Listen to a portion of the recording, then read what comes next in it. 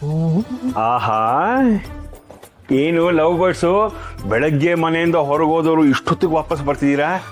ಏನ್ ಸಮಾಚಾರ? ಡೇಟಿಂಗ್ ತುಂಬಾ ಜೋರಾಗಿದ್ದಂಗಿದೆ. ಹಾಗೇನಿಲ್ಲ ಚಿಕ್ಕ ಮಾವ. ಏನ್ ಬೆಳಗ್ಗೆಯಿಂದ ಡೇಟಿಂಗ್ ಮಾಡ್ಲಿಲ್ವಾ? ಅದೇ ನಮ್ಮ ತಪ್ಪಿದೆ ದಿಶಾ. ನಮ್ಮ ದಂಪತಿಗಳು ಮದುವೆ ಆದ ಹೊಸರಲ್ಲಿ ಈ ತರ ಎಲ್ಲ ಸುತ್ತಾಡ್ತಾ ಇದ್ರೆ ದಾಂಪತ್ಯ ಜೀವನದಲ್ಲಿ ಸುಖವಾಗಿರುತ್ತೆ. ನನ್ಗಂತೂ ಆ ಸುಖ ಸಿಕ್ಕಿಲ್ಲ, ನೀವಾದ್ರೂ ಎಂಜಾಯ್ ಮಾಡಿ. ಏನ್ರಿ ಸುಖ ಅಂತೆಲ್ಲ ಮಾತಾಡ್ತಿದ್ದೀರಾ? ಏನಿಲ್ಲ ಸುಕ್ಕು, ನಾನು ಮದುವೆ ಆದಾಗ್ಲಿಂದ ಇವಾಗವರೆಗೂ ಸುಖವಾಗಿದ್ದೀನಿ ಅಂತ ಇವ್ರಿಗೆ ಹೇಳ್ತಿದ್ದೆ. ಅದನ್ನ ಚಿರೋ, ಚಿಕ್ಕಪ್ಪ ಏನೋ ಸುಖ ಸಿಗ್ಲಿಲ್ವಂತೆ ಚಿಕ್ಕಮ್ಮ. ಹಾಗಲ್ಲ ಕಣೋ ನಾನು ಹೇಳಿದ್ದು. ಸುಕ್ಕು, ನಿನ್ ಜೊತೆ ತುಂಬಾ ಸುಖವಾಗಿದ್ದೀನಿ ಕಣಿ ನಾನು. ದೋಸೆ ತಿರುವಾಕದ್ ನೋಡಿದ್ದೆ, ಮಂಚೂನಿ ತಿರುವಾಕದ್ ಫಸ್ಟ್ ಟೈಮ್ ನೋಡಿದೆ ಚಿಕ್ಕಪ್ಪ. ನೀನು ಈ ಥರದ್ದೆಲ್ಲ ಮುಂದೆ ಮಾಡ್ಬೇಕಾಗತ್ತೆ ಕಣಪ್ಪ. ಸದ್ಯಕ್ಕೆ ನನ್ನ ಮ್ಯಾರಿಡ್ ಲೈಫ್ನ ತುಂಬಾ ಎಂಜಾಯ್ ಮಾಡ್ತಾ ಇದ್ದೀನಿ.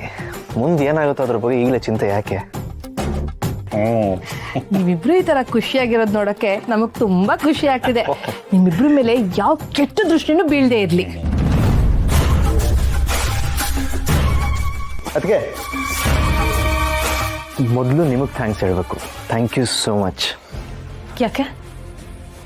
ನೀವು ಸೆಲೆಕ್ಟ್ ಮಾಡಿರೋ ಹುಡುಗಿ ನಿಜವಾಗ್ಲೂ ಬ್ಯೂಟಿ ವಿತ್ ಬ್ರೈನ್ಸ್ ಅಂತಾರಲ್ಲ, ಆ ಥರ ದಿಶಾ ನನಗೆ ಪರ್ಫೆಕ್ಟ್ ಜೋಡಿ. ದಿಶಾ ನಾನು ಇವತ್ತು ಇಷ್ಟು ಸಂತೋಷವಾಗಿದ್ದೀವಿ ಅಂದರೆ ಅದಕ್ಕೆ ಮುಖ್ಯವಾದ ಕಾರಣ ನೀವೇ. ಸೊ ನಿಮಗೆ ಎಷ್ಟು ಥ್ಯಾಂಕ್ಸ್ ಹೇಳಿದ್ರು ಸಾಲಲ್ಲ. You deserve it. ಎಂಜಾಯ್.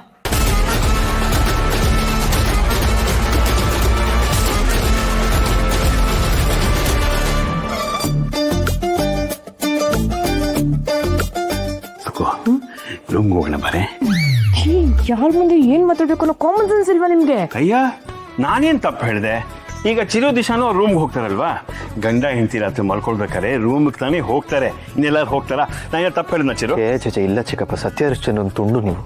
ನೋಡಿ ಕೇಳಿಸ್ಕೊ. ಎಲ್ಲ ಕರ್ಮ ನಂದು. ಏಯ್, ಒಬ್ಬಳೆ ಹೋಗ್ಬೇಡು, ನಾನು ಬಂದೇ ಇರೇ.